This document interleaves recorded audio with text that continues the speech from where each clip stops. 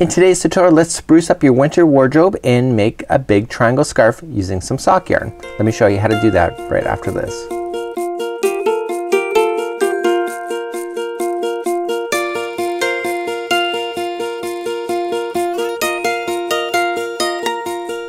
Welcome back to the Crochet Crowd as well as yarnspirations.com. I'm your host Mikey. Today's tutorial we are going to make a big triangle scarf using the Peyton's Croy Sock FX yarn, and this is sock yarn, so it turns out to be really amazing. And I have a few slight modifications for this original pattern that we have, the big fringe triangle scarf, where I've just actually changed my yarn hook, my crochet hook like so, and I've also changed out the yarn.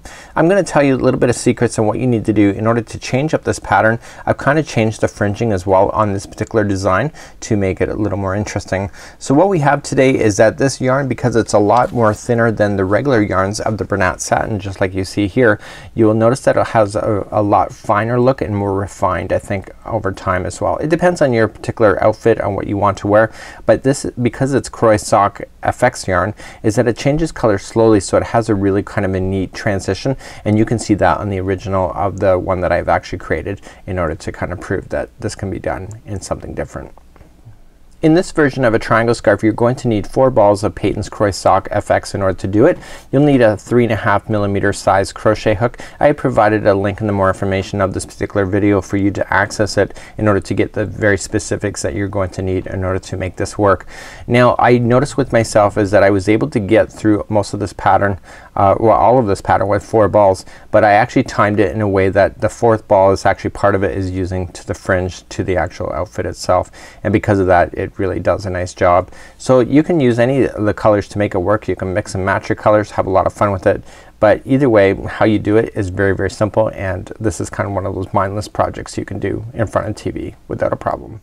Okay, so let's begin, and I'm using my 3.5mm size crochet hook and my Croy Socks FX yarn, and you can see it's kind of thin, but this is what creates the really unique look to it. And we'll create a slip knot. Remember that the one on the hook never counts as one. So we're just simply going to chain 4. So we got 1, 2, 3 and 4. So let's move on to row number 1. We are going to double crochet into the beginning chain, so the starting chain. So wrap the hook first, go into the starting chain and double crochet 2 times. So the difference between the big one and the big fringe scarf in this one is obviously the size of hook and how meticulous that the stitches look, and because it's more refined look, it has a very different look when it comes to actually wearing it. Let's turn our work and go up to row number 2. Row number 2, turn our work and we're going to chain up 3. So we're always going to start off by chaining 3 to begin, and we're always going to put 2 double crochets right into the same stitch right underneath it. So always, always, always. Okay, so if you heard anything in this video, that's always the rule.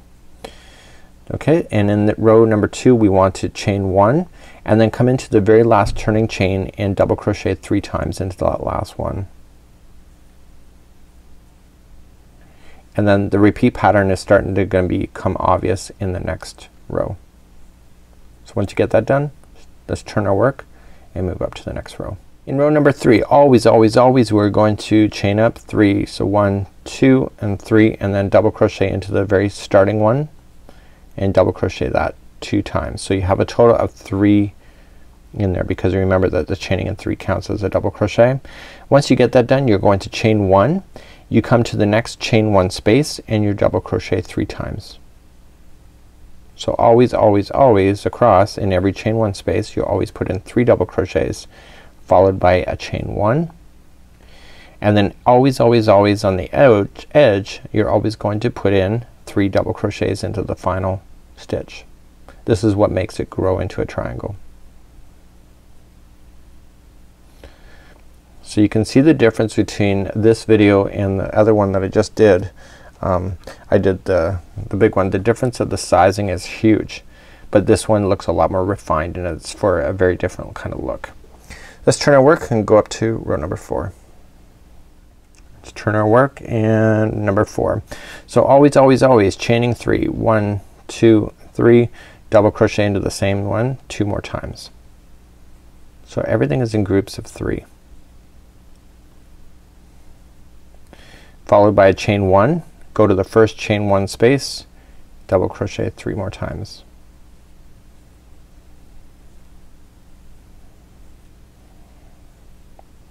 Followed by a chain 1, go into the next chain 1 space.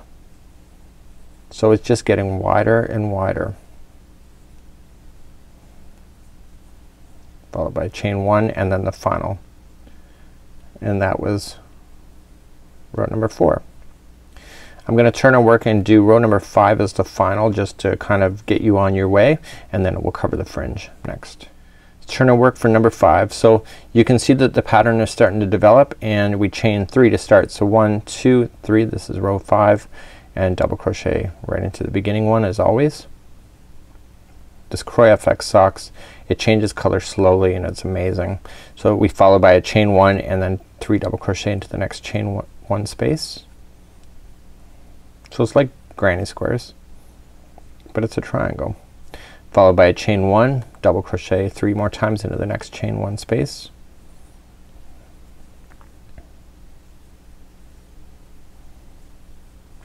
Followed by a chain 1 and then next space. So the only difference is every row there's more and more spaces to work with, because it's getting bigger and bigger. Okay, and then chain 1, do the final, and it's in the last one. So it's always always always in the last stitch. This is what makes this one mindless, because it's just, the rules are just so simple.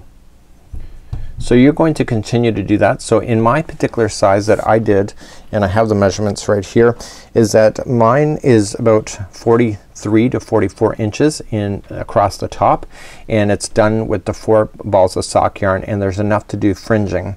So we're gonna cover the fringing next, and if you want to do a child size in this, it's about 30 to 35 inches. I would suspect, but don't quote me on this, that it probably 3 balls of the Crochet FX socks for a child size version, but I would grab 4 anyway just to make sure that you got enough. So let's cover the fringing next. So you'll just continue to work that, and let me show you how to do fringing. So in the fringing of mine, I didn't go all the way up, all the way from the bottom to the top. I only went up to 8 spots. So I have 1 in the bottom, and then I went up 8 increments. Okay, so you see 1, 2, 3, 4. So this is 4. I only went up to 8. Okay, and I did that on both sides.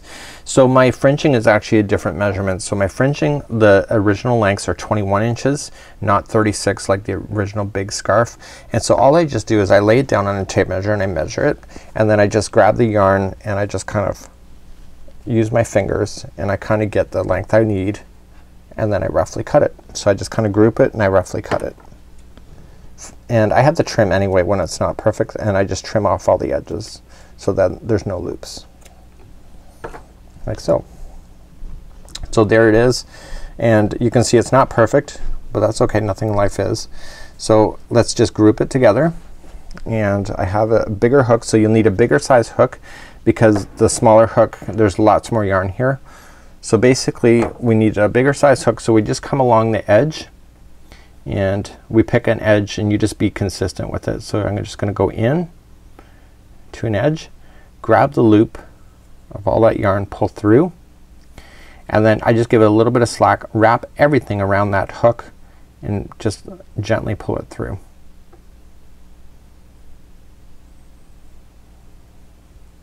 Just like that. So now the fringing is then all attached. So the secret of fringing is that because I went in this way, I'm always gonna want to do that, because if I come the other way, this knot is gonna look different from one side versus the other. So that's something that you have to watch for. And this is a triangle scarf using sock yarn. I think you'll find it amazing, and you get these kind of really cool looks using the Peyton's Crochet Socks FX yarn, just like so. Until next time, I'm Mikey on behalf of the Crochet Crowd as well as yarnspirations.com. Have a super week. I'll see you again.